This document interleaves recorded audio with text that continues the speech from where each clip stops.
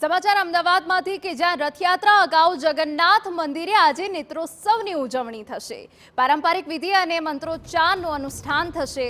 ભગવાન જગન્નાથ, બલભદ્ર અને સુભદ્રાજીની આંખો પર પાટા બાંધવામાં આવ્યા। કેરી અને જાંબુ ખાવાના કારણે ભગવાનને આંખો આવે તેવી માન્યતા છે। મામાના ઘરેથી પરત ફરેલી ભગવાનની મૂર્તિઓનું રત્નવેદી પણ સ્થાપન થશે।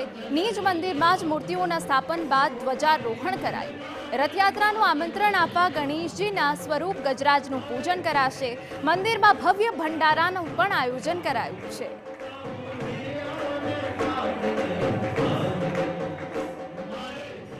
જગન્નાથજી મામાના ઘરે ગયા હોય છે અને ત્યાંથી નિજ મંદિરમાં પરત ફર્યા બાદ તેમને આંખો આવી હોય છે અને એટલા માટે જ નેત્રોત્સવ વિધિ કરાતી હોય છે।